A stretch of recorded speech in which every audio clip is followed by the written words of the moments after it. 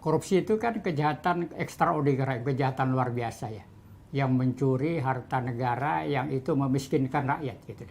Ini negara, penyakit ini, korupsi ini dimanapun di dunia ini menjadi kanker bagi tubuh negara.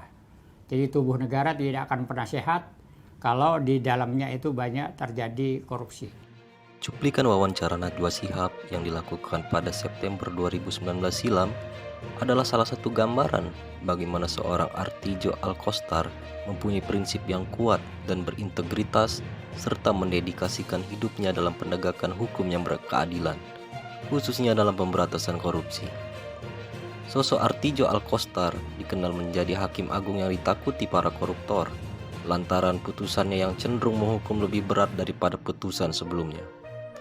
Beliau menjadi sosok krusial pada tubuh Mahkamah Agung sebagai garda terakhir dalam penegakan hukum.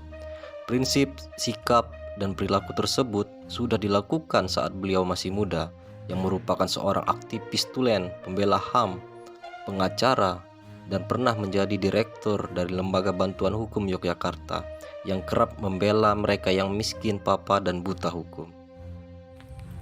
Memahami dan memenuhi kebutuhan masyarakat, khususnya di bidang penegakan hukum yang adil, merupakan cerminan nilai berorientasi pelayanan yang ada pada diri Artijo Alkostar. Artijo dikenal sebagai hakim bertangan dingin dan tegas dalam menghukum berat para koruptor yang telah merugikan negara dan menciderai rasa keadilan di masyarakat.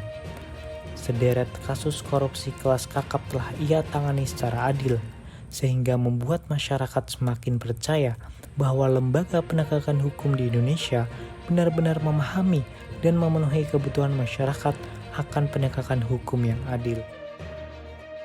Artijo dikenal sebagai hakim yang jujur, berintegritas tinggi, serta tidak pernah menyalahgunakan kewenangan yang dimiliki.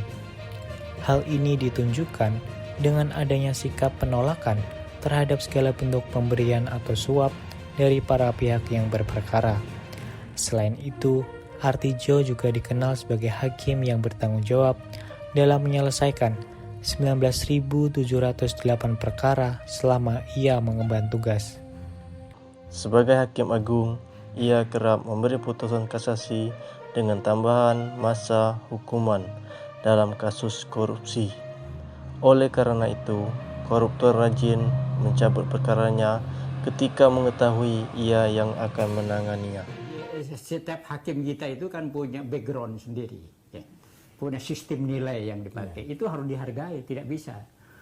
Hakim itu tidak boleh menangnya sendiri. Walau ada beberapa perkara yang membuat Artijo berbeda pendapat atau dissenting opinion dengan majelis hakim dalam membuat putusan, hal dianggap lumrah dan suatu keniscayaan dalam suatu kehidupan dengan adanya perbedaan, dan itu bukanlah hal yang harus secara tajam dipermasalahkan. Maka Anda tidak takut mati? Oh, tidak boleh takut mati kalau membela keadilan dan kebenaran, tidak boleh itu. Ancaman apapun itu tidak boleh dihindari, itu konsekuensi daripada pekerjaan. Loyal. Loyal adalah sikap dan dedikasi yang mengutamakan kepentingan bangsa dan negara di atas kepentingan pribadi. Sikap loyal yang dimiliki beliau yaitu dengan mendedikasikan seluruh jiwa dan raganya untuk bangsa dan negara. Dengan keteguhan hati dan idealisme beliau yang tidak perlu diragukan lagi dalam menegakkan hukum yang berkeadilan. Karir cemerlang Artijo berangkat dari kiprahnya di dunia akademis sebagai dosen di Fakultas Hukum Universitas Islam Yogyakarta. Berlanjut menjadi pengacara dengan aktif di Lembaga Bantuan Hukum Yogyakarta, perwakilan Human Rights Watch Divisi Asia di New York, lalu dipercaya menjadi Hakim Agung non-karir dengan masa jabatan selama 18 tahun, dan setelahnya menjadi Dewan Pengawas Komisi Pemberantasan Korupsi di tahun 2019. Begitu banyak profesi dan peran yang berhasil dilakukan Artijo menunjukkan kemampuan adaptasi, semangat berinovasi, dan bertindak proaktif.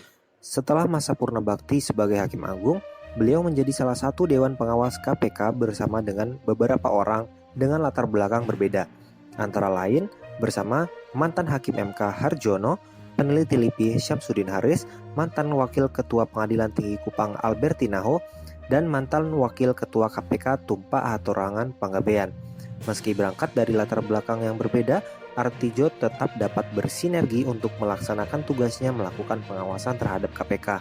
Sosok beliau hendaknya kita jadikan role model dalam penerapan nilai berakhlak baik dalam pekerjaan maupun dalam kehidupan bermasyarakat. Dengan demikian, core values berakhlak tidak hanya menjadi pedoman yang tertulis di atas kertas saja, melainkan menjadi pedoman dalam pelaksanaan tugas pokok dan fungsi kita sebagai ASN.